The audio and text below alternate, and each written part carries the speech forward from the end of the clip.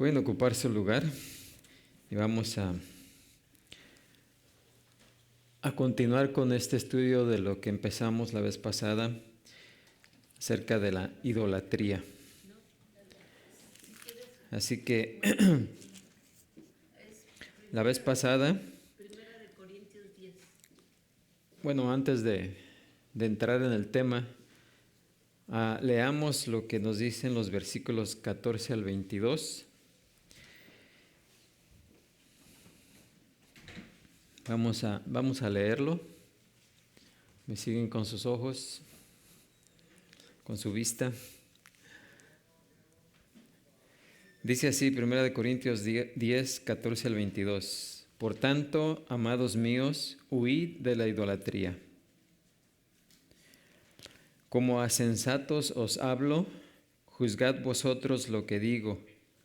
La copa de bendición que bendecimos no es la comunión de la sangre de Cristo. El pan que partimos no es la comunión del cuerpo de Cristo. Siendo uno solo el pan, nosotros, con ser muchos, somos un cuerpo, pues todos participamos de aquel mismo pan. Mirad a Israel según la carne, los que comen de los sacrificios, ¿no son partícipes del altar? ¿Qué digo pues? ¿Que el ídolo es algo o que sea algo lo que se sacrifica a los ídolos? Antes digo que lo que los gentiles sacrifican a los demonios, lo sacrifican y no a Dios. Y no quiero que vosotros os hagáis partícipes con los demonios. No podéis beber la copa del Señor y la copa de los demonios. No podéis participar de la mesa del Señor y de la mesa de los demonios. ¿O provocaremos a celos al Señor? ¿Somos más fuertes que Él? Así que ese es nuestro pasaje de estudio esta mañana. Y ya, como saben, comenzamos la semana pasada no, pero la antepasada comenzamos este estudio y vimos todo lo que es acerca de la idolatría. Pero aquí el apóstol Pablo, al comenzar este pasaje, nos dice, por tanto, amados míos, se dirige a los corintios, los cuales, aunque estaban pecando, aunque eran creyentes, claro, porque el apóstol Pablo les dice amados, ¿sí? Amados, para él eran amados, pues él había sido él era su padre espiritual, ya que Pablo fue el que fue a Corintio por primera vez, el que fundó la iglesia ahí en Corintio. Así que para muchos de los corintios él era el padre espiritual de ellos. Y por esa razón se dirige a ellos como amados, porque realmente le interesaban a él, los amaba como sus hermanos. Y también les dice como a sensatos, porque les está diciendo que una persona sensata es alguien que puede razonar por sí sola, o en otra palabra, que son sabios, porque toda persona que tiene el Espíritu de Dios es sabia. ¿Sí? ¿Qué dice la palabra de Dios? El principio de la sabiduría, ¿qué? Es el temor a Jehová. Es el temor a Jehová. O sea que una persona sensata, una persona inteligente, una persona sabia, en el aspecto espiritual, pues puede discernir las cosas de Dios. Una persona que no es salva no puede comprender lo que es la palabra de Dios. Por más que quiera, nos dice también Pablo, no puede, porque lo que es espiritual se debe discernir, ¿qué? Espiritualmente. Así que por eso se dirige a ellos diciéndoles amados, sensatos o como a sensatos. Y luego también, porque siendo sensatos eran capaces de juzgar lo que Pablo les escribió aquí, ¿sí? Así que lo que Pablo les dice, primeramente, es que huyan de la idolatría. Sí, les da un mandamiento, huyan de la idolatría. No traten de entenderla, no traten de razonarla, simplemente ¿qué? huyan de ella, ¿sí? Porque una persona que está metida en la idolatría, es muy difícil que escuche la verdad, ¿sí? O que quiera escuchar la verdad. Porque, como dijimos anteriormente, la idolatría es muy difícil de dejar. Es más, aún como creyentes, como cristianos, aún practicamos algunas cosas que son idólatras, ¿sí? ¿Por qué? Porque es tremendo alejarse de esas cosas, ¿sí? Así que les advierte de ese peligro, ¿verdad? Y lo mejor de todo es alejarse rápidamente, ¿sí? Así que, y ya la vez pasada vimos todo lo referente, bueno, casi todo lo referente a la idolatría. Y también definimos el término de qué es idolatría. ¿Se acuerdan qué es idolatría?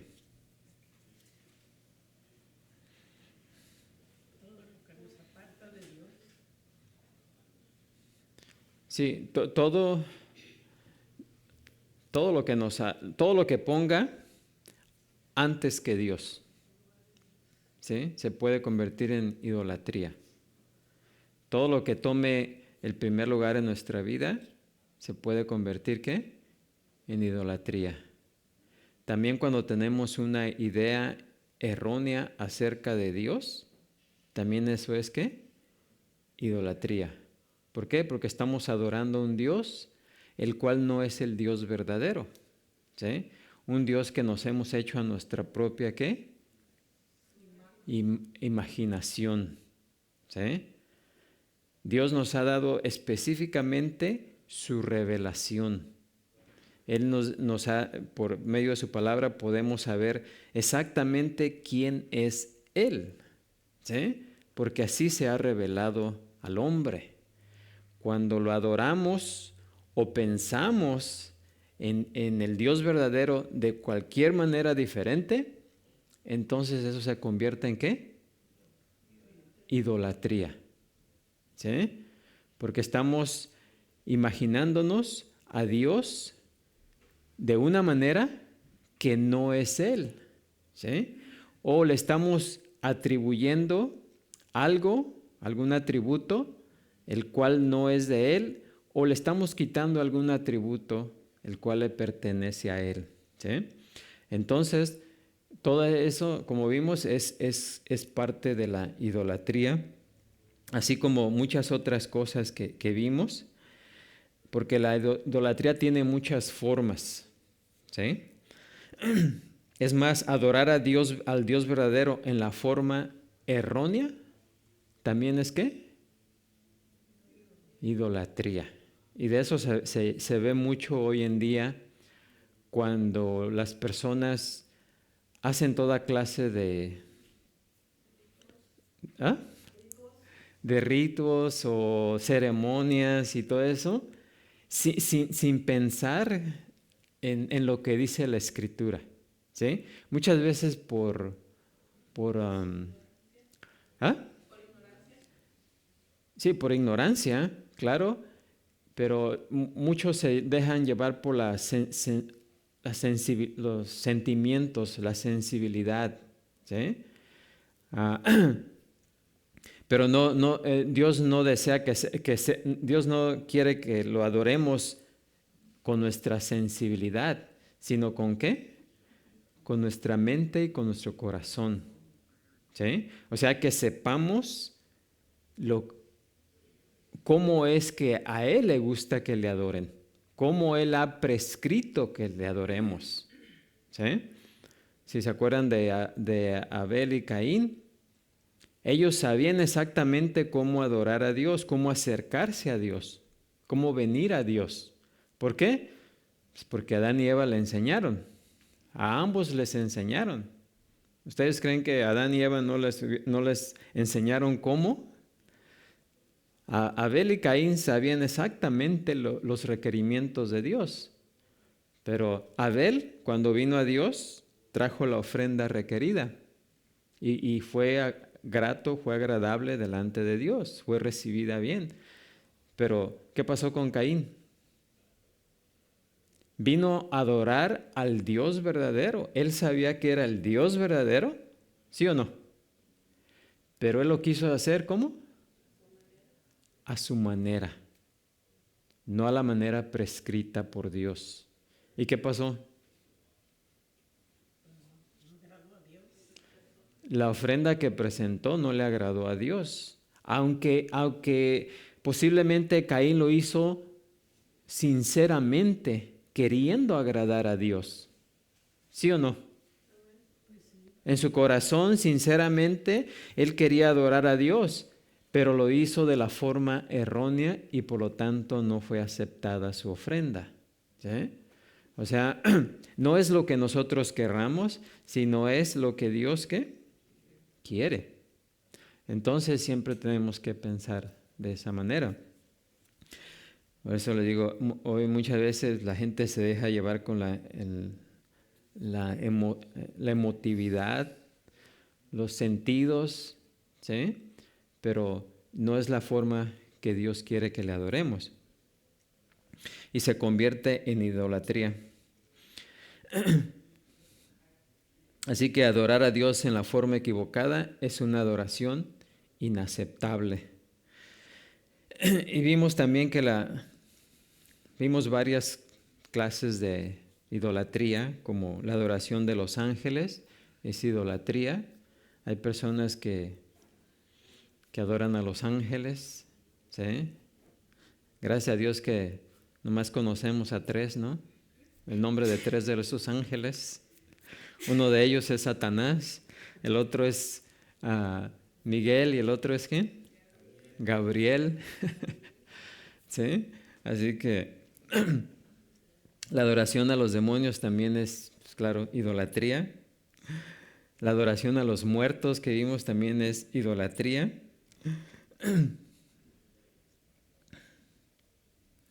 Así que también vimos que hay ciertas actitudes como la codicia es idolatría.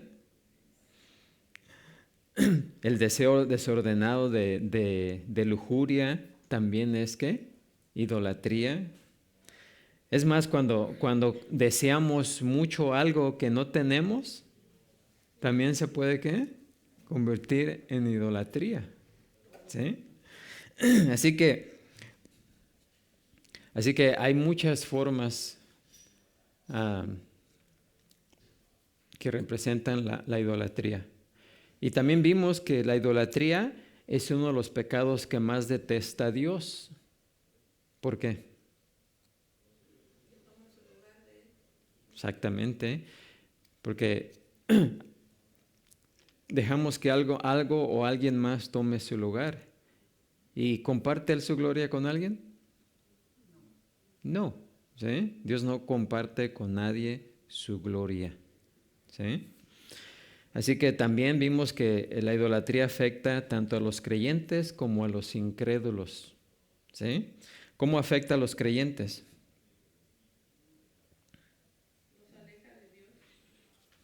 ¿Sí? De tener una comunión plena con Dios. ¿Sí? ¿Y cómo afecta a los incrédulos?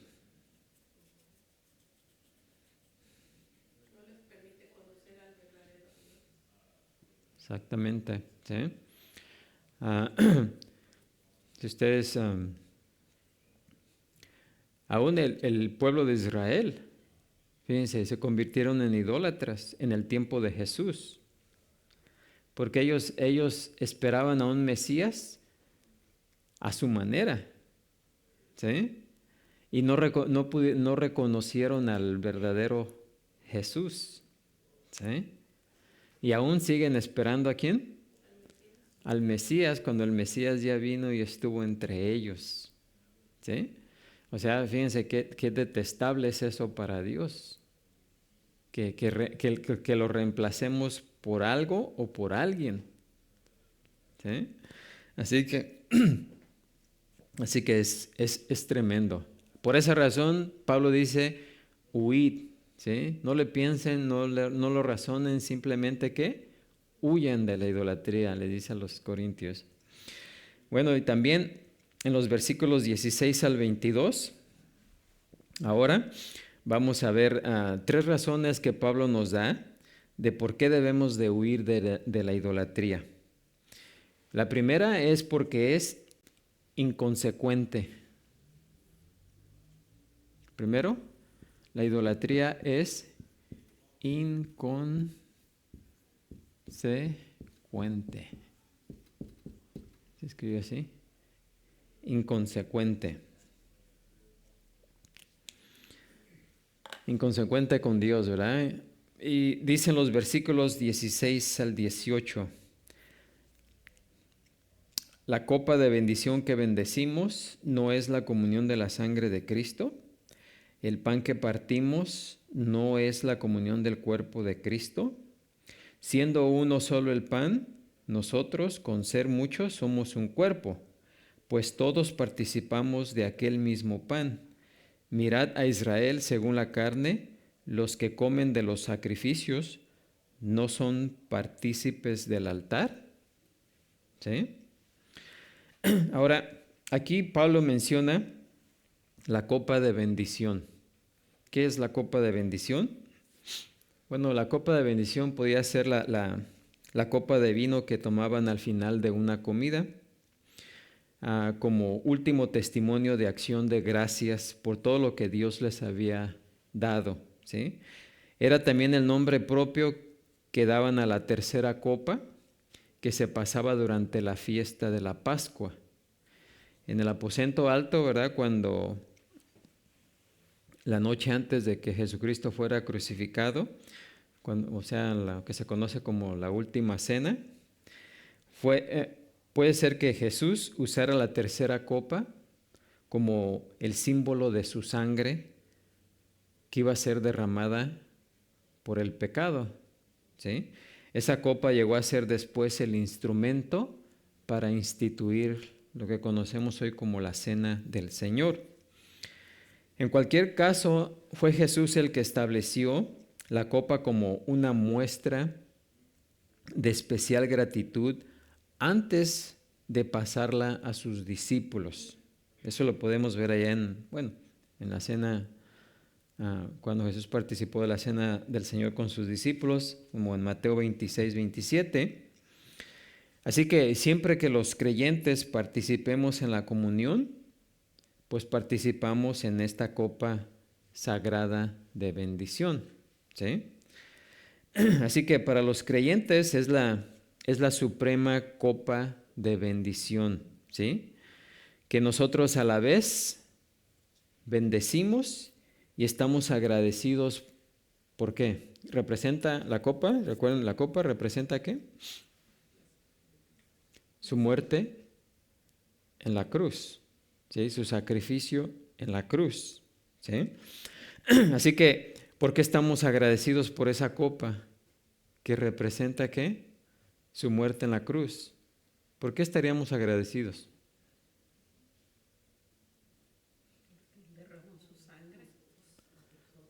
Porque es representativa del sacrificio que Jesús hizo en la cruz para perdón de qué?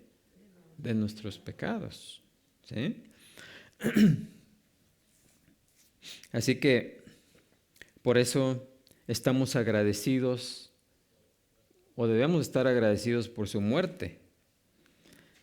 ¿Por qué? Porque, y es precisamente lo que hacemos, cada vez que participamos de la cena del Señor, ¿verdad? Pues usamos la cena del Señor y los instrumentos, o sea, el pan y el vino, ¿para qué? Lo usamos como memoria, ¿sí? Como recordatorio. Para los que no conocen, para los que no son salvos, hemos dicho y siempre digo, ¿verdad? Que la cena del Señor es el Evangelio en forma ilustrativa de cómo una persona puede salvarse. Pero para los que ya somos salvos, ¿es un qué? Recordatorio de cómo Dios nos ha salvado, ¿sí? Así que por esa razón fue establecida por nuestro Señor Jesucristo para ayudarnos a recordar su sacrificio por nosotros, pero también para recordarnos la unidad que tenemos con Él y con cada uno de nuestros hermanos. ¿Sí? También eso representa la unidad. Porque cuando participamos, estamos participando en la comunión, fíjense, dice Pablo aquí, estamos participando en la comunión de la sangre de Cristo y en la comunión del cuerpo de Cristo. ¿Quiénes forman parte del cuerpo de Cristo? La iglesia es el cuerpo de Cristo. Así que en esa comunión no solamente participamos en la comunión de la sangre de Cristo, sino que también en la comunión del cuerpo de Cristo, el cual es que somos todos, todos los que han sido salvados. Así que eso es estar en comunión con el Señor. Nos quiere decir que estamos en comunión con el Señor y con su pueblo. ¿Sí? Y celebramos también nuestra mutua salvación. ¿Sí? Y en la vida eterna va a ser nuestra suprema comunión los unos con los otros, ¿verdad? Y aún ahorita cuando estamos en la tierra. ¿Sí? ¿Por qué? Porque refleja el compañerismo perfecto que un día vamos a tener cuando estemos allá en el reino de Dios. ¿Sí? Ahora, ¿qué significa comunión?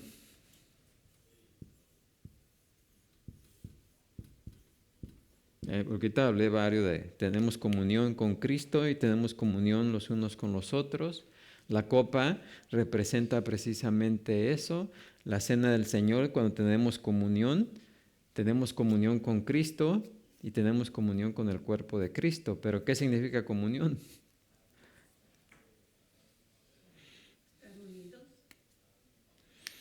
Bueno, bueno, comunión viene de la palabra griega koinonia, que significa tener algo en común. Todos nosotros tenemos algo en común, ¿no? O varias cosas en común. Tenemos a quién? Primeramente, a Cristo en común. ¿Sí? Así que también significa participar.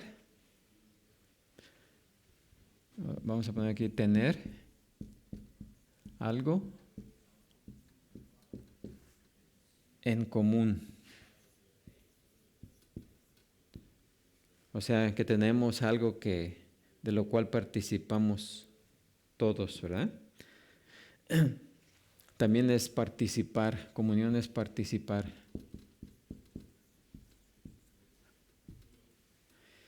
Y también comunión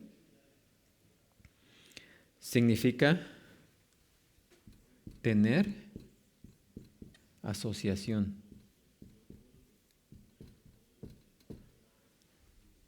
¿Ah? Así que eso es lo que significa comunión. Y también en la Escritura también se traduce de otras maneras. Por ejemplo, en 1 Corintios 1:19 también se traduce como llamamiento, ¿sí? Un llamamiento que tenemos a la comunión con su Hijo, Jesucristo nuestro Señor. En Filipenses 2:1 también se usa comunión con el Espíritu. Y en Filipenses 3:10 se traduce como la participación, o sea, participación, ¿sí? Participar. En el hecho de que participamos de sus sufrimientos, ¿sí? Y en 2 Corintios 8:4 también como participar y de participar en este servicio para los santos. Así que eso es lo que significa comunión.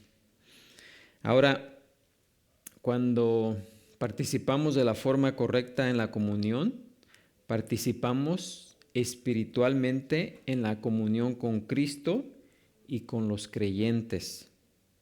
Ahora, eso es mucho más que un símbolo. Es una celebración profunda de una experiencia espiritual común, ¿sí? Ah, recuerden que Pablo está hablando aquí de la idolatría, ¿ok? Y alguien podría decir, bueno, Pablo se está contradiciendo ahora porque ¿cómo vamos a tener la copa que representa esa comunión? ¿Podría alguien llegar a adorar la copa, sí o no? ¿Convertirse en qué? Idolatría. ¿Sí? Los símbolos, el pan y el vino podrían llegar a ser ¿qué? Como idolatría. No, pero Pablo por eso aclara, ¿verdad? Y nosotros también tenemos que tener eso aclarado en nuestra mente, que el símbolo de la copa, no es para crearnos cierta clase de idolatría, sino es representativa. Por ejemplo, si alguien les mostrara a ustedes de repente una foto de alguien que ya tienen mucho tiempo que no han visto, ¿qué vendría a su memoria?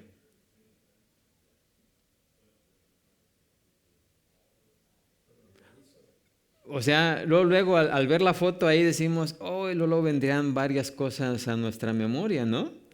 Vendríamos, oh, sí, me acuerdo la última vez que lo vi, me acuerdo lo que hicimos, me acuerdo, oh, cómo la pasábamos, oh, cómo... ¿No es cierto?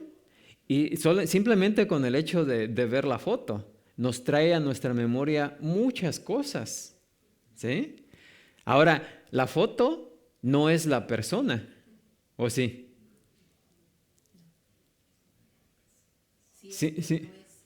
Sí es, pero no es. Sí, porque la persona puede estar en otra parte o a lo mejor ya no está aquí con nosotros, ¿verdad? Pero el simple hecho de ver la foto va a traer a nuestra mente muchas gratas memorias o desagradables memorias, dependiendo, ¿no? ¿Por qué? Porque es representativo de la persona, no es la persona, ¿sí? Así que de la misma manera cuando tomamos por eso Jesús instituyó la copa, ¿sí? Porque al traer la copa y ver la copa es como ver esa foto, ¿sí? Va a traer a nuestra memoria varias cosas, ¿sí? Que representan el hecho de ver la copa, ¿sí? Así que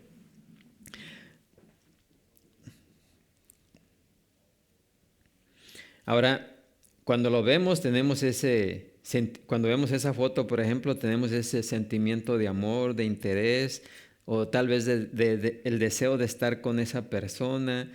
Nos acordamos de todas las experiencias que pasamos con esa persona.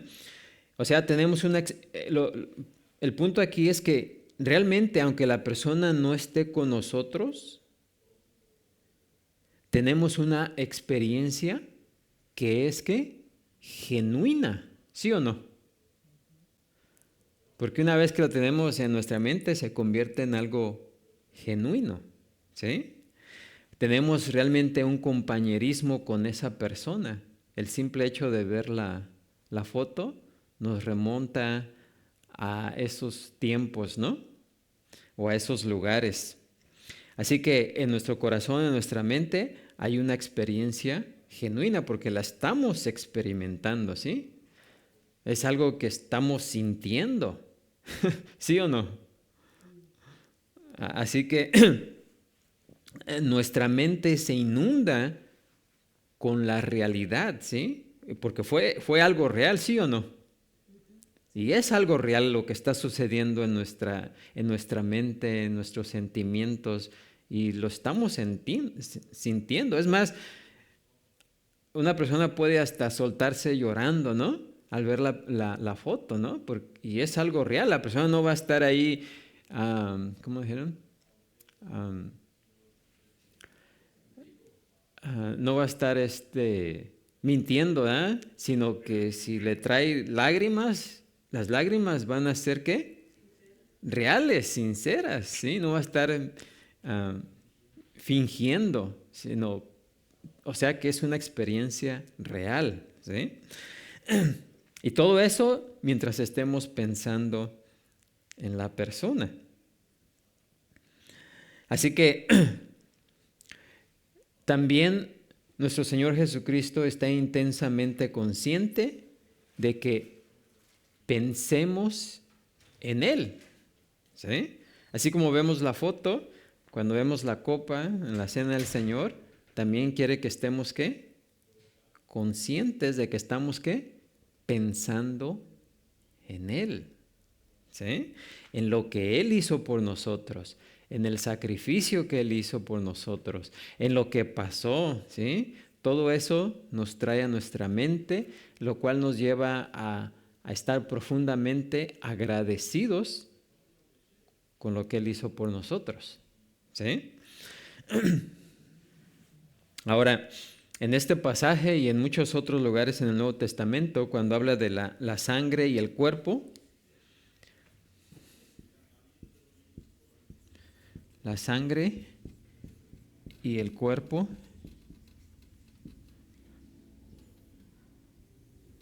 la sangre y el cuerpo, se usan como metonimias.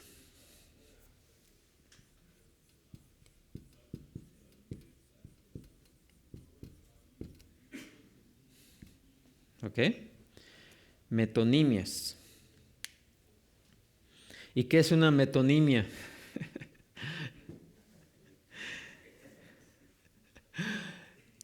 Bueno, una metonimia, ¿habían escuchado esa palabra antes? No, ¿verdad? Yo tampoco. Una metonimia. No sé cómo se toma eso. Metonimias. O metonimia. Una metonimia. Bueno, pues una metonimia es una figura de lenguaje, fíjense, mediante la cual el nombre de una cosa se usa en representación de otra, ¿sí? De la que es parte o con la que está asociada, ¿sí? Por ejemplo, la sangre. Miren, nosotros no fuimos salvados por la sangre de Jesucristo, ¿o sí?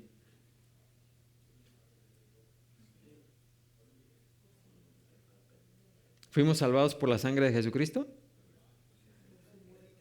Tenemos que tener cuidado.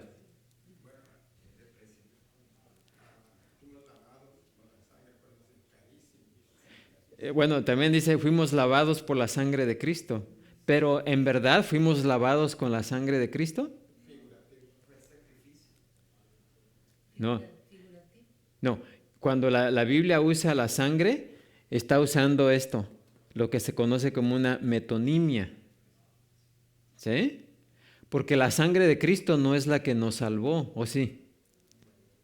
Pero la sangre está asociada ¿con qué? Con la muerte. ¿Sí? Porque solamente la muerte de Jesucristo en la cruz es lo que limpia o limpió nuestros pecados. Porque si fuera por la sangre, Jesús no habría tenido que morir, ¿sí? Simplemente alguien hubiera parado su sangre y con la sangre nos podríamos salvar, ¿sí? Sin que Él tuviera que morir. No, pero dice la Escritura claramente, la paga del pecado es ¿qué? Muerte. Jesús tenía que morir. No solamente desangrarse, sino que tenía que morir. Así que no es la sangre la que nos salva, sino es su muerte. Y la sangre se usa como una metonimia que está asociada a su muerte. ¿Sí? ¿Entendemos? Así que por eso también en la Escritura vemos que fuimos lavados por su sangre, que Él nos compró por su sangre. Pero en realidad lo que está diciendo ahí es que fuimos ¿qué? Comprados con su muerte. Fuimos lavados con su muerte. Fuimos perdonados por su muerte, no por la sangre. ¿Sí? Porque hoy en día hay una expresión, la sangre de Cristo y la sangre de Cristo. ¿Sí o no? Sí, o sea, eso no está bien, ¿entienden? Es como, ¿cuál es el tomar en vano el nombre de Cristo? ¿Eh? Estamos tomando en vano, ¿sí? Algo sagrado, ¿sí? Porque realmente la sangre de Cristo no fue la que nos salvó, fue su muerte, ¿ok? Ahora, el cuerpo representa, ¿qué representa el cuerpo de Cristo? Miren, el cuerpo de Cristo también se usa como una metonimia, porque el cuerpo en la Escritura muchas veces se refiere, ¿sí?, a la vida terrenal de Cristo, ¿sí? Recuerden que Cristo no solamente vino a morir en la cruz, sino también vino ¿a qué? A vivir. O sea, Cristo no vino solamente a morir, sino también vino ¿a qué? A vivir. No, o sea, a vivir. Porque su vida en la tierra cumplió ¿qué? La ley. ¿Sí? Cristo en los 30 o 31 años que vivió en la tierra, Él cumplió lo que nosotros no podemos ¿qué? Cumplir, que es la ley. Él vivió conforme a lo que Dios desea, ¿verdad? O sea, Él no tuvo ningún ¿qué? Pecado. En esos 30 y tantos años que Él estuvo en la tierra, no pecó. Entonces, su vida terrenal es su justicia, se conoce como la justicia. Su justicia, cuando dice la Escritura que su justicia nos fue dada, está diciendo eso, que la vida justa que Él vivió en la tierra nos es ¿qué? Dada. Y por esa justicia, ¿nosotros qué? Vivimos. Y nosotros le transferimos nuestra vida, que es el pecado, y por causa de nuestra vida, ¿el qué? Muere. ¿Sí? Que es precisamente lo que se lleva la transacción o lo que pasa en la cruz. ¿Sí?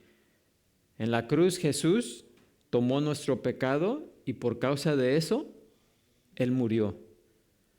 Pero también por ese, Él nos entregó su vida justa. Y por su vida justa es que nosotros ¿qué? Vivimos.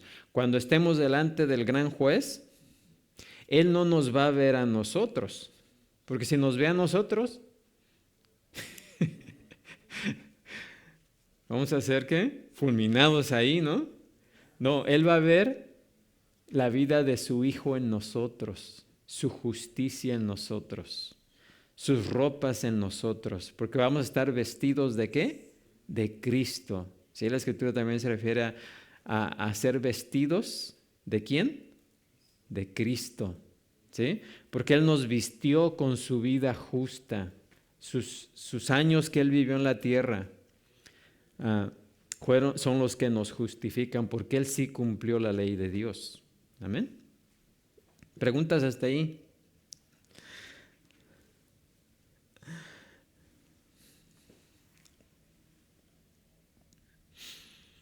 Bueno, también en el Antiguo Testamento, hablando de la sangre, también como en Levítico 17:11 dice, porque la vida de la carne en la sangre está. ¿Sí? Así que tanto la sangre como el cuerpo se usan como metonimias. ¿Ok? Ahora, ¿por qué todo eso? Bueno, porque aquí Pablo nos dice, el pan que partimos, dice, el pan que partimos no es la comunión del cuerpo de Cristo. Nos está haciendo una pregunta, porque ahora el pan, ¿sí? ¿El pan se va a asociar con quién? ¿Con qué? Con el cuerpo, ¿sí? ¿Por qué? Porque el pan simboliza el cuerpo de Cristo, de la misma manera que la copa, o sea, el fruto de la vid, simboliza ¿qué? Su sangre. Y como la sangre representa su muerte, así el cuerpo representa su vida, ¿sí? Pero su cuerpo es representado por el pan, ¿sí? Ahora, en el Antiguo Testamento el cuerpo humano estaba asociado con la totalidad de la vida, con su terrenidad o con su humanidad. Es más, el cuerpo de Adán fue formado ¿de dónde? Del polvo de la tierra, ¿sí? Y el nombre de Adán, ¿qué creen que significa? Es Adama, que significa precisamente tierra. Adán significa tierra, porque fue tomado ¿de dónde? Del polvo de la tierra, ¿sí? Así que cuando participamos en el cuerpo de Cristo, recordamos y celebramos la vida terrenal de Cristo, ¿sí? También recordamos su humanidad, también representa su encarnación y también representa su muerte como un sacrificio humano, ¿sí? Como un sacrificio humano para la salvación de nuestras almas, ¿sí? Ahora, un punto muy interesante que debemos de tomar en cuenta es de que aunque Jesucristo quebró el pan, pero solamente cuando o sea, el pan representa su cuerpo, representa todo eso que acabo de mencionar. El hecho de que Dios se encarnó en Jesucristo es representada por el pan. Su vida terrenal, su cuerpo, representada por el pan. Pero el hecho de que cuando Jesucristo quebró el pan, ahí no tiene nada que ver con su cuerpo, ¿sí? Porque fue su cuerpo quebrantado o quebrado. No, porque decía que ningún hueso de su cuerpo sería ¿qué? Quebrado. Jesús solamente quebró el pan para distribuirlo entre sus discípulos, ¿sí? O sea que eso el quebrantamiento del pan no entra a ser representativo de su cuerpo. ¿Sí me explico? Ok. ¿Por qué? Porque su cuerpo no fue quebrado en la cruz como regularmente era quebrado. ¿Sí? Todo el que era crucificado le quebraban las rodillas. ¿Para qué? Para que la persona no pudiera levantarse. Así que con las piernas quebradas, pues tenía que colgar y se asfixiaban más rápido, ¿sí? Y morían más rápido, ¿sí? Así que, pero el cuerpo de Cristo no fue quebrado. ¿Por qué? Porque cuando fueron a hacer eso, ¿qué pasó? Ya estaba muerto, ya no había necesidad de ¿qué? De quebrarlo, ¿sí? ¿Sí? Y esto fue como nos dice Juan 19:36, porque estas cosas sucedieron para que se cumpliera ¿qué? La escritura, no será quebrado hueso ¿qué? Suyo, ¿sí? Así que cuando partimos el pan, eso no tenemos que asociarlo con que eso haya sucedido con Cristo, ¿ok? Pero sí el pan representa su cuerpo y su cuerpo representa ¿qué? La vida terrenal, su vida justa y su encarnación. Así que el pan representa el cuerpo de Cristo, pero el partimiento del pan no representa el partimiento de su cuerpo, porque eso nunca ¿qué? Sucedió.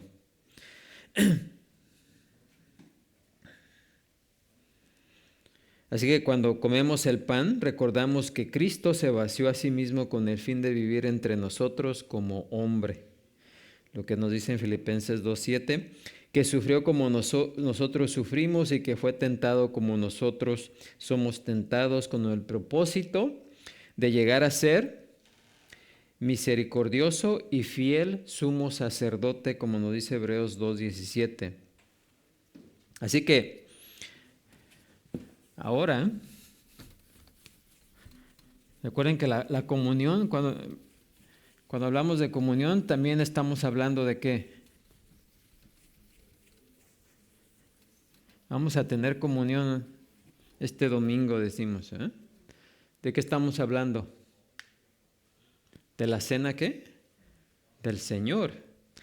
Y la cena del Señor es una experiencia espiritual, ¿sí? El pan y el vino, no es que el pan y el vino se conviertan en el cuerpo y la sangre de Cristo. ¿Como dicen quién? Los católicos.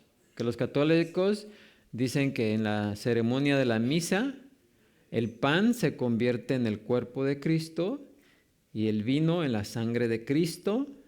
Y por eso en la misa las personas se pueden salvar comiendo el cuerpo de Cristo y tomando la sangre de Cristo. ¿Sí? Así que en la misa lo que está detrás de todo eso, lo que se conoce como la Eucaristía, es que el Padre tiene el poder de traer el cuerpo de Cristo y sacrificarlo cada vez que se celebra la misa. Ahora, ¿cuántas veces tuvo que morir Cristo? Una. Así que imagínense que Cristo esté siendo continuamente ¿qué? Sacrificado. Eso es lo que está detrás de la Eucaristía, ¿sí? O sea, lo cual es una aberración, porque Cristo solamente murió una sola vez. O sea, fue suficiente nomás, no tiene que estar muriendo cada vez, ¿sí? Así que Él ya no puede ser sacrificado de nuevo, ¿sí? Porque fue ofrecido, dice Hebreos 9:28, fue ofrecido una sola vez para llevar los pecados de muchos. Ahora, tampoco en realidad pueden ser consumidos su cuerpo y su sangre por nosotros. O sea, cuando participamos de la cena del Señor, no es que cuando comamos el pan estemos comiendo su cuerpo. Entonces seríamos ¿qué? Caníbales. Y es más, los creyentes fueron acusados de ser caníbales, ¿sí? Y imagínense, para los judíos tomarse la sangre para ellos era inconcebible, ¿sí? Porque Dios les había dado prescripción de no hacerlo. Así que era algo que ellos no iban a hacer. Así que cuando participamos de la cena del Señor, no es que realmente nos estemos comiendo el cuerpo de Cristo ni la sangre de Cristo. ¿Son qué? Representativos. Pero sí es lo que hablamos anteriormente, ¿sí? Es una experiencia espiritual genuina. Que cuando hacemos eso, así como vemos la foto de alguien, nos remonte otra vez a esa experiencia. Una experiencia genuina que podemos sentir de la misma manera cuando vemos la foto de alguien, tenemos todas estas sensaciones, ¿sí?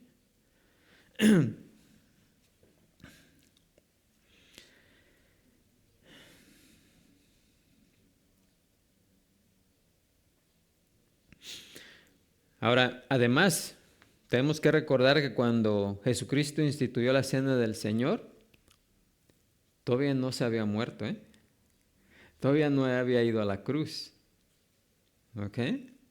Así que por lo tanto los discípulos ahí no estaban comiendo el cuerpo de Cristo ni la sangre de Cristo porque aún ni siquiera Él había ido a la cruz todavía, ¿sí? Así que tenemos que estar conscientes de lo que estamos haciendo, ¿sí? Ahora, todo eso es lo que nos dice Pablo. Si vamos un poquito a Corintios, 1 11, 23, que es donde Pablo recibió la revelación de la cena del Señor.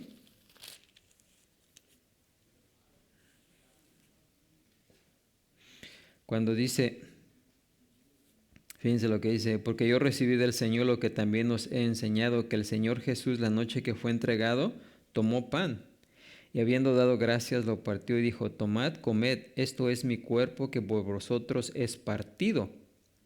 Haced esto en memoria de mí. Asimismo tomó también la copa después de haber cenado, diciendo, esta copa es el nuevo pacto en mi sangre. Haced esto todas las veces que la bebieres en memoria de mí. Así pues, todas las veces que comieres este pan y bebieres esta copa, la muerte del Señor anunciáis hasta que Él venga.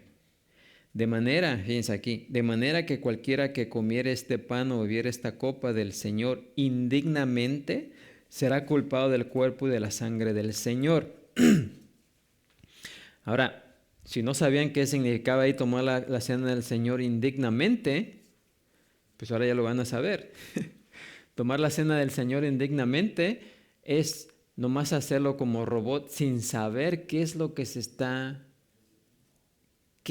hay detrás de esa experiencia. Es una experiencia espiritual, es una ceremonia espiritual, ¿sí? Sin nomás tomarla sino por tomarla, sino que tenemos que saber a qué se refiere, ¿sí? Y ahora ya saben, ¿sí? Que cuando tomamos el pan, ¿en qué estamos pensando? ¿Qué debemos de estar pensando? ¿Nomás tomar el pan y ya? Sí, tomarlo indignamente será nomás, pues es como alguien que no sabe, por ejemplo, de Halloween. ¿Ah? Y pues a él le emociona vestirse de lo que sea, ¿no? Y participar de eso sin saber qué es lo que está haciendo, ¿sí? Pues ahora pónganlo en el mismo aspecto de nomás venir y tomar el pan y el vino en la cena del Señor. O sea, sin saber exactamente de qué estamos participando. ¿Sí me explico? Pero ya cuando sabemos que cuando tomamos el pan, lo que debe venir a nuestra memoria es como ver la foto de Jesucristo, ¿sí? Su vida terrenal, su encarnación, el hecho de que vino para ir a la cruz y morir por nuestros pecados, ¿sí? Eso debe venir a nuestra memoria. Y eso es precisamente lo que anunciamos en el Evangelio, ¿sí? ¿Por qué Cristo murió? Por eso dice, el mensaje del Evangelio es que la muerte y la resurrección de Jesucristo. Es el mensaje del Evangelio. Porque cuando hablamos de su muerte tenemos que explicar todo eso, ¿sí o no? ¿Por qué Cristo vino? ¿Y por qué murió? ¿Y por qué vivió? Porque Él podía haber venido nomás y morir, ¿no? ¿Para qué quedarse tanto tiempo? ¿Sí? Pero hay un significado en todo eso. Y ese significado todo eso está relacionado con el pan, ¿sí? El pan. Por eso cuando tomamos del pan, tenemos que saber que si tomamos del pan es porque creemos en esas cosas, ¿sí? Estamos creyendo en la encarnación de Cristo, estamos creyendo en su vida terrenal, que Él vivió una vida justa sin pecado, ¿sí? El cual fue entregado por nosotros para redimirnos, ¿sí? Así que, por eso, si creemos esas cosas, comemos el pan. Lo aceptamos, lo creemos y por eso comemos el pan, ¿sí? Lo mismo con la sangre, ¿sí? Así que, cuando participamos de la comunión, participamos en fe, ¿sí? El Espíritu Santo usa los símbolos como sensibilizadores para despertar nuestro espíritu, ¿sí? Y hacernos conscientes y agradecidos por el gran misterio y sacrificio de nuestro Señor por nosotros. ¿Sí? O sea, no nomás es, otra vez la cena del Señor. No, sino que nos traiga esos recuerdos gratos, eso, todo, no, como dije, que nos sensibilice, ¿sí? Que nos reviva, ¿sí? Que lo sintamos como cuando vemos esa foto y nos trae todos esos recuerdos gratos, ¿sí? O no tan gratos, ¿eh? Ahora, el cuerpo de Cristo también simboliza nuestra unidad en Cristo Jesús. Dice Pablo, siendo uno solo el pan, ¿sí? Siendo uno solo el pan, ¿sí? Nosotros, con ser muchos, somos un cuerpo, pues todos participamos de aquel mismo pan. ¿Sí? El pan fue solamente uno. Jesús no tenía una canasta llena de pan ahí, sino utilizó solamente uno, el cual compartió con todos. ¿Sí? Un solo pan. Y nosotros, con ser muchos, también somos muchos en la iglesia, pero somos parte de qué? De un solo cuerpo, el cuerpo de Jesucristo. ¿Sí? Porque el cuerpo tiene muchos miembros, pero todos esos miembros componen un solo cuerpo. ¿Sí? Así que debido a que somos uno con Cristo, estamos también unidos unos con otros. ¿Sí? Los miembros, todos están unidos al cuerpo. Los dedos, las manos, los brazos, los pies, los ojos. Todo, son varios, son varios los miembros, pero es un ¿qué? Solo cuerpo. Y todos estamos unidos en el mismo cuerpo. ¿Sí? Así que al entrar en compañerismo con Cristo por medio de la comunión, entramos en comunión unos con otros en una forma única y profunda. ¿Sí? Porque todos los miembros de nuestro cuerpo tienen comunión. ¿Sí o no? Se golpea un dedo y lo demás del cuerpo no lo siente.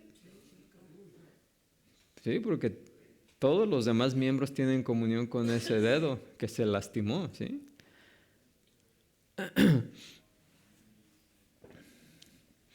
Así que estamos unidos, estamos en comunión los unos con los otros. Y también, como creyentes, todos estamos al pie de la cruz, ¿sí? Como pecadores perdonados, que poseen el principio de la vida eterna, o que poseemos el principio de la vida eterna dentro de nosotros.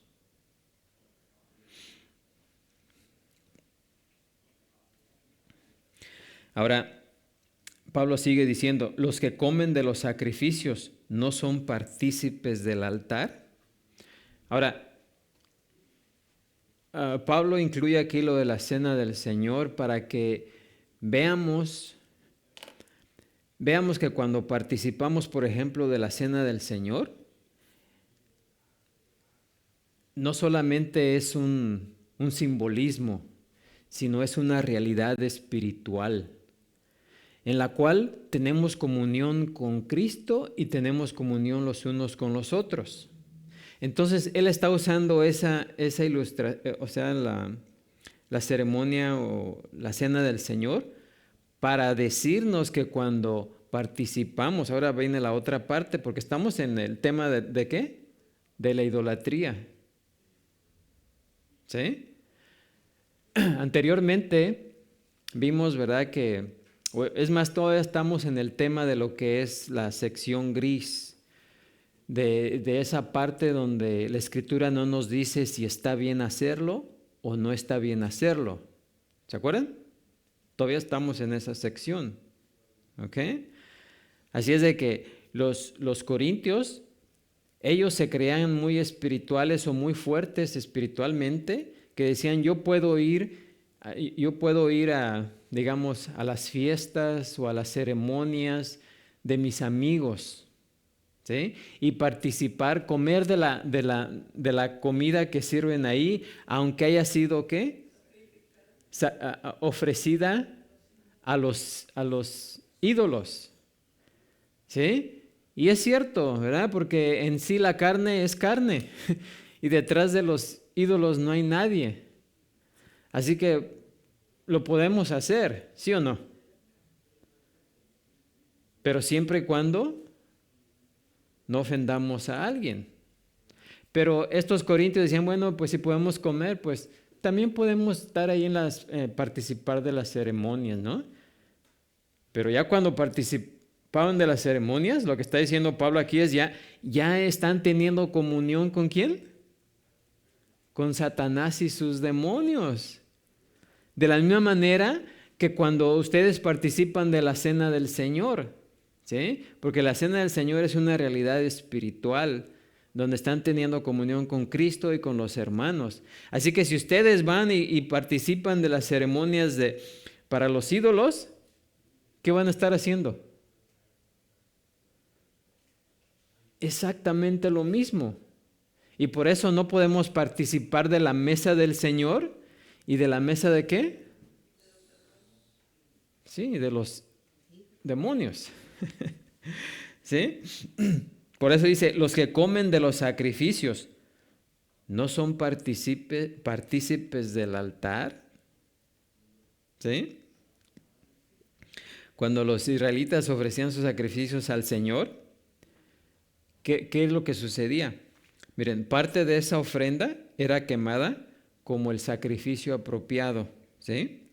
Otra parte la comían los sacerdotes y la otra parte la comían los que la ofrecían. O sea, esos sacrificios eran digamos, los corderos, los partían, digamos, en tres partes. Una parte de ese cordero era quemado, que era el ¿cómo se dice? El sacrificio apropiado. La otra parte, una parte se le quedaba a los sacerdotes, que se la comían, ¿sí? Y la otra parte se la llevaba el que venía a ofrecer. ¿Para qué? Para comérsela en su casa con su familia, ¿sí? Así que en ese sacrificio todos quedaban involucrados con la ofrenda, con Dios y con los otros. ¿Sí? O sea que, fíjense, aún en el Antiguo Testamento ya estaba ilustrado esto. Cuando traían el sacrificio, estaba involucrado, estaba la persona que traía el sacrificio quedaba involucrada con Dios, con la ofrenda y con otros. Y es lo mismo que sucede cuando participamos de la cena del Señor, ¿sí? Ahora, de igual manera, ofrecer un sacrificio a un ídolo es precisamente identificarse con el ídolo, participar con el ídolo y con los demás que lo ofrecen. O sea, imagínense que ustedes van a misa, por ejemplo, un ejemplo, y bueno, en veces podemos ir porque alguien se casó o a una ceremonia, algo, ¿no? Pero imagínense que un creyente se levante y vaya a tomar la hostia. Entonces, ¿qué va a estar haciendo? Ya está participando, ¿sí? Y también de otras ceremonias que se lleven ahí, ya nos estamos haciendo partícipes de eso si no tenemos cuidado, ¿sí? Así que eso es lo que está hablando Pablo aquí. ¿Por qué? Porque las ceremonias religiosas, ya sean cristianas o paganas, involucran la participación de los adoradores con el objeto de adoración, con el objeto o el ídolo, pero también con los otros. Por esa razón es completamente, ¿sí? Dijimos que es inconsecuente para los creyentes participar en cualquier expresión de adoración que es parte del Señor y contra Él, ¿sí? O sea, tenemos que tener mucho cuidado al al asistir a esas reuniones, ¿sí? Porque nos podemos involucrar en algo de lo cual ya estemos participando juntamente con ellos. ¿Sí me expliqué? ¿Preguntas hasta ahí?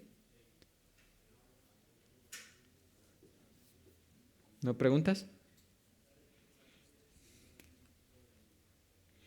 Bueno, el segundo punto que Pablo explica aquí es que la idolatría es también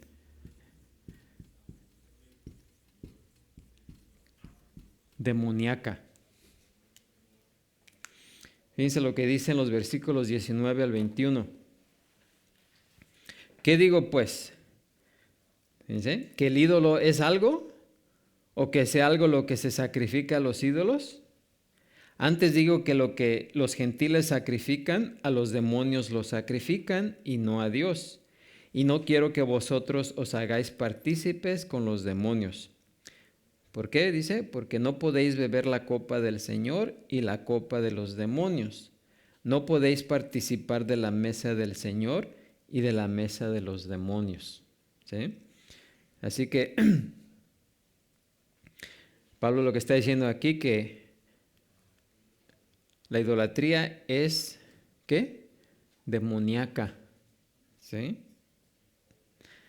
El algo que se sacrifica, dice aquí, aunque no tenga poder o naturaleza espiritual, como tampoco lo tiene un ídolo físico, al cual se ofrece el sacrificio, ¿ok? ¿Por qué? Porque esas cosas no son nada en sí mismas, ¿sí? Pero mucho más importante que no ser nada es que los ídolos representan, ¿qué representan? Lo que es, ¿qué? Demoníaco. Aunque no haya nada en ese ídolo, en esa figura, en esa estatua, en esa imagen, ¿sí? Porque no hay nada, o no es nada, más bien dicho. Pero ¿saben qué? Los demonios son la fuerza espiritual que actúa detrás de esas cosas. ¿Sí? Así que por eso dice Pablo, los que sacrifican a los ídolos, aunque no haya nada en ese ídolo, ¿sí? A los demonios lo que sacrifican, porque la fuerza espiritual que está detrás de esas imágenes son los ¿qué? Demonios. ¿Por qué creen que las personas difícilmente se salen de ahí? Porque van y se postran delante de una imagen y le piden un milagro. ¿Y quién creen ustedes que hace ese milagro? ¿Será Dios? Porque hay algunos que dicen, no, pues es Dios. Bueno, usaron, porque Dios actúa de muchas maneras, ¿no? No. Miren, los demonios tienen suficiente poder para hacer realidad algunas cosas, ¿sí o no? Entonces, ¿qué creen que van a hacer eso en cuanto una persona está ahí rogándole a esa imagen, a esa estatua, a ese ídolo? Luego una fuerza espiritual viene y va y hace lo que se le está pidiendo con el fin de mantener a la persona, ¿qué? Enganchada ahí, ¿sí? No, pero es que sí, yo le oré a San Martín de Porres y esto, y esto y aquello. O sea, por eso tengo fe yo en mi virgencita, porque siempre que le pido algo, me lo da. ¿Sí o no?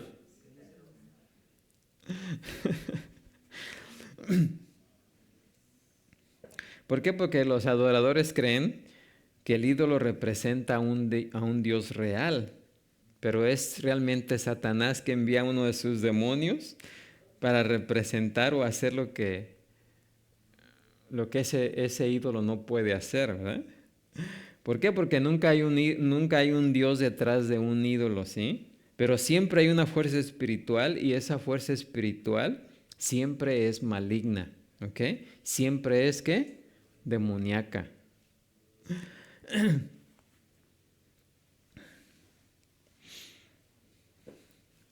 Así que los demonios tienen suficiente poder para cumplir algunas cosas, ¿sí? Para mantener engañados a sus adoradores. Dice Segunda de Tesalonicenses, vayamos a Segunda de Tesalonicenses 2:9. Vamos a leer hasta el 11, dice, inicuo cuyo advenimiento es por obra de Satanás, con gran poder y señales y prodigios mentirosos, y con todo engaño de iniquidad para los que se pierden, por cuanto no recibieron el amor de la verdad para ser salvos. Por esto Dios les envía un poder engañoso para que crean que la mentira. Así que si una persona persiste en creer en esas cosas, ¿qué es lo que hace Dios? Simplemente permite que un demonio vaya y sea la fuerza espiritual de ese ídolo para mantener a esa persona enganchada en esas cosas, ¿sí? ¿Por qué? Porque Satanás es el príncipe de este sistema mundial y él rige, ¿verdad? Rige su gobierno con ayuda de sus demonios. Así que participar en las cosas corrompidas de este mundo, especialmente en actos de adoración idólatra, es participar con Satanás y sus demonios. Es hacerse partícipes con los demonios.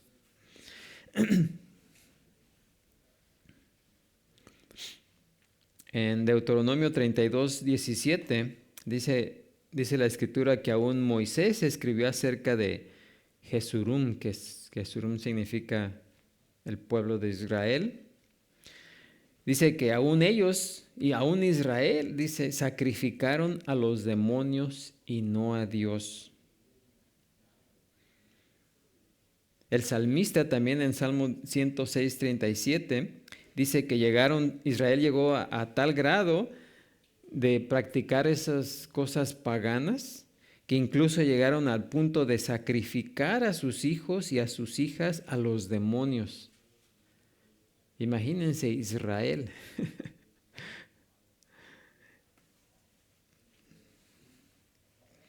Así que por esa razón el cristiano, como nos dice aquí en el versículo 21, no puede beber la copa del Señor y la copa de los demonios, no puede participar de la mesa del Señor y de la mesa de los demonios. Ahora, aquí Pablo no está dando un consejo, ¿sí? Sino está estableciendo un hecho que Jesús también dijo, que no podemos servir ¿a qué? A dos señores, ¿sí? ¿Por qué? Porque vamos a aborrecer al uno y amar al otro, o estimar al uno y menospreciar ¿qué? Al otro. Así que cuando tenemos comunión con el Señor, no podemos también tener compañerismo con los demonios. Ahora, algunos pueden decir, no, pero ya como creyentes, pues nosotros somos inmunes a los demonios, ¿ya? Ya no nos pueden hacer nada. ¿Pero pueden? ¿Puede el cristiano ser influenciado por los demonios? Claro. ¿Qué le pasó a Ananías? Es más, ¿qué le dijo Pedro a Ananías? Fíjense, ahí en Hechos 5:3. ¿Por qué llenó Satanás tu corazón? ¿Sí? ¿Por qué llenó Satanás tu corazón para que mintieses al Espíritu Santo? Ahora, ¿cuál era el ídolo de Ananías y Zafira? La codicia, ¿de acuerdo? La codicia. Así que ese demonio, esa idolatría de la codicia, los llevó a hacer lo que hicieron, ¿sí? Mentirle al Espíritu de Dios.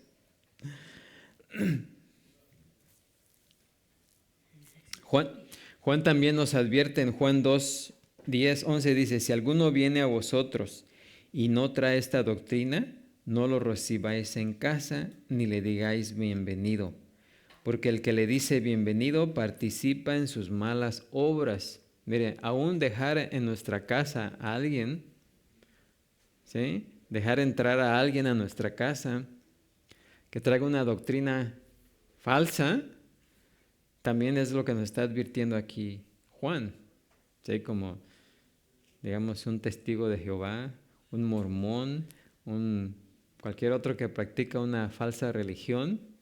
Dice aquí que ni siquiera lo dejemos entrar a nuestra casa, que no tengamos ni comunión con esa persona, que no le mostremos hospitalidad.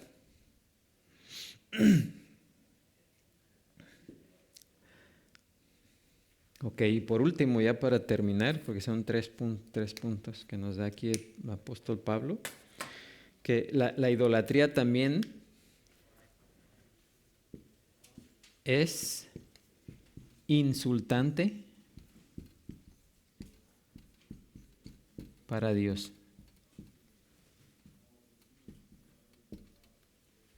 Insultante. Y el último versículo ahí del el 22 dice, o provocaremos a celos al Señor. ¿Somos más fuertes que Él? ¿Sí? Pablo termina ahí este pasaje con dos preguntas. ¿O provocaremos a celos al Señor? ¿Somos más fuertes que Él? ¿Ok? Así que ya vimos que la idolatría es inconsecuente, que la idolatría es demoníaca y además de eso insulta a Dios. ¿Sí? ¿Por qué? Porque Dios tiene un celo santo y no permitirá ninguna clase de competencia. ¿Sí? Dios no comparte su gloria con nada ni con nadie. Y esa es la razón por la que Dios le dijo a Israel ahí en Deuteronomio 32:21, ellos me movieron a celos con lo que no es Dios. ¿Sí? Así que Dios condena la idolatría de forma tan fuerte porque no hay nada que sea más ofensivo para Él que la idolatría, que es la señal más odiosa de incredulidad. Sí, porque estamos ignorando completamente a Dios. Y no solamente estamos ignorando completamente a Dios, sino que vamos con alguien más. Imagínense.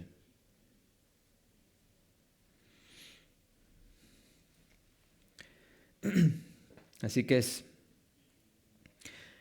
el Señor no se queda sin hacer nada cuando alguien se convierte en idólatra, porque Dios condena la idolatría de forma tan fuerte o de una manera fuerte, porque no hay nada más ofensivo para Él que eso. En Jeremías 25:6, fíjense, debido a que Judá se había ido en pos de dioses ajenos, sirviéndoles y adorándoles, dice, he aquí enviaré y tomaré a todas las tribus del norte, dice Jehová, y a Nabucodonosor, rey de Babilonia, mi siervo, y los traeré contra esta tierra y contra sus moradores y contra todas estas naciones en derredor, y los destruiré y los pondré por escarnio y por burla y en desolación perpetua. ¿Sí? Juan también nos describe un juicio aún más terrible en Apocalipsis 21:8. Pero los cobardes e incrédulos, los abominables y homicidas, los fornicarios y hechiceros. ¿Recuerdan la vez pasada hablamos de que los idólatras están en las listas de todos esos, de los pecados más tremendos, ¿no? Y este es uno. Aquí están los idólatras y todos los mentirosos tendrán su parte en el lago que arde con fuego y azufre, que es la muerte segunda. Y la pregunta que hace Pablo aquí es, ¿somos más fuertes que Él? ¿Somos más fuertes que Él? ¿Con quién? ¿Somos más fuertes que Dios? Por lo general, si queremos hacer enemigos de alguien, pues que sea alguien al que podamos vencer, ¿no? Si no podemos vencer a ese enemigo, ¿qué dicen por ahí? Pues hay que unirnos, ¿no? Porque lo peor es hacernos enemigo a alguien que nos puede golpear, ¿no? Pues imagínense hacernos enemigos de Dios. Por eso dice, ¿somos más fuertes que Él? Pues no. Pero el idólatra, de cierta manera, cree que es más fuerte que Dios. Y Dios no va a permitir que la idolatría quede sin castigo y ninguno va a escapar. Ni siquiera sus propios hijos van a escapar de una severa reprimienda si persisten en adorar algún ídolo, ¿sí? Que fue precisamente lo que le pasó a Ananías y Zafira, ¿sí? Y ya muchos de los corintios habían hecho esto.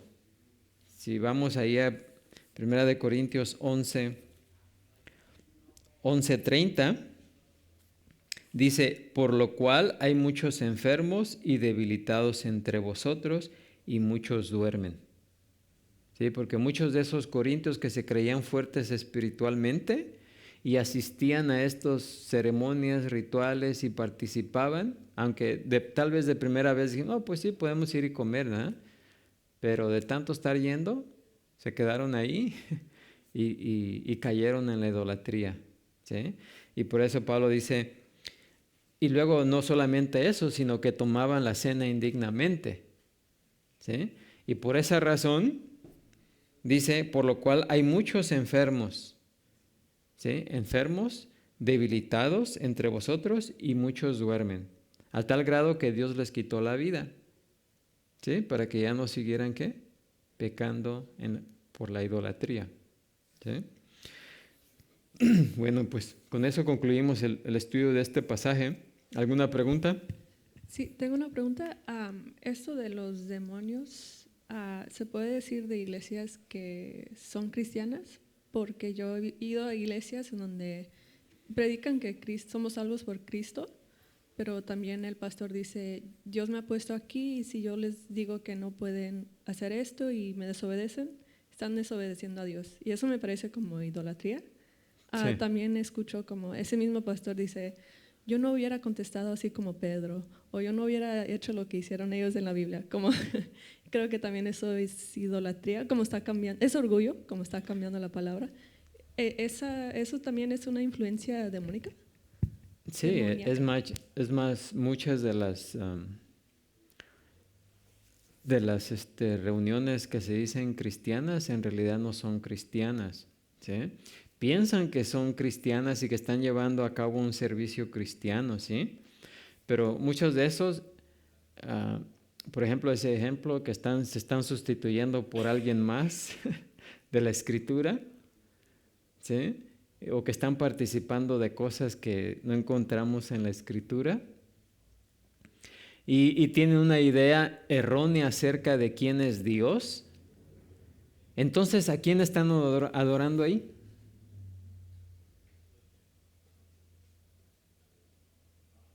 A ver, no se queden así. ¿A quién? Miren, si en el servicio se está predicando a alguien que no es, por ejemplo, Jesucristo, y si tiene una idea errónea acerca de quién es Dios el Padre, de quién es el Hijo de Dios, Jesucristo, y de quién es el Espíritu Santo, entonces, ¿a quién creen ustedes que están adorando ahí?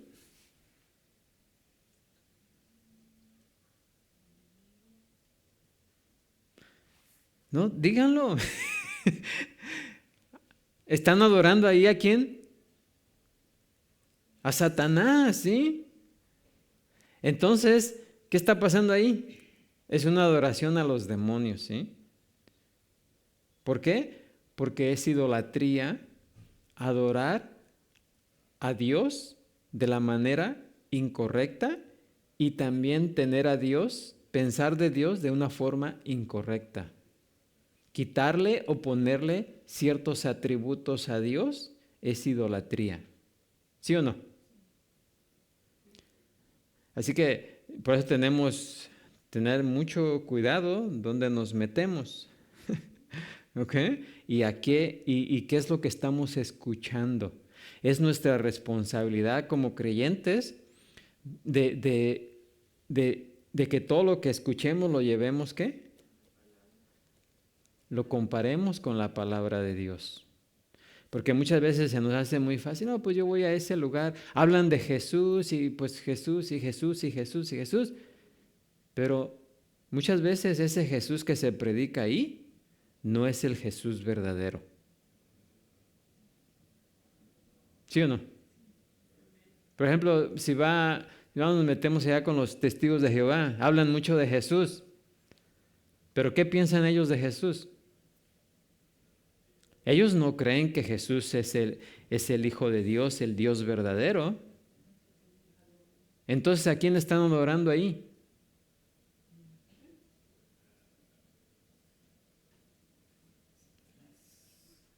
¿A quién? A ver. Un ejemplo muy visual, yo creo que ya se ve, que aún en iglesias cristianas que nosotros mismos tal vez hemos asistido antes, que comenzaron bien, pero ahorita tristemente están celebrando Halloween y que para atraer gente o traer niños y así. Entonces, ¿a quién se está adorando ahí? Pues es muy triste y pues uno tiene que tomar la decisión, o sea, no puedes, celebro a Cristo mitad del año y la otra mitad del año el Halloween, lo dejo pasar o qué hago, pero uno toma, como dijo usted, tener cuidado donde se mete y pues tomar una decisión correcta de no participar de eso. Dios les bendiga. Sí, por eso es importante que escuchemos Es más, en muchos lugares ya no se predica la palabra de Dios. O sea, se hacen muchas cosas y solamente unos 5 minutos de la palabra. ¿Sí? Entonces la gente ahí está malnutrida. ¿Y qué le pasa a alguien que está malnutrido? Se enferma, ¿sí? Espiritualmente, alguien que está padeciendo de malnutrición espiritual, ¿a qué está propensa? ¿Sí? Igual con lo que sucede físicamente, también sucede espiritualmente. ¿Sí? Una persona que está débil espiritualmente, malnutrida espiritualmente, pues es presa fácil ¿de quién? Del enemigo. ¿Sí? Así que tenemos que tener cuidado. Bueno, pero ya se nos acabó el tiempo. Vamos a terminar ahí.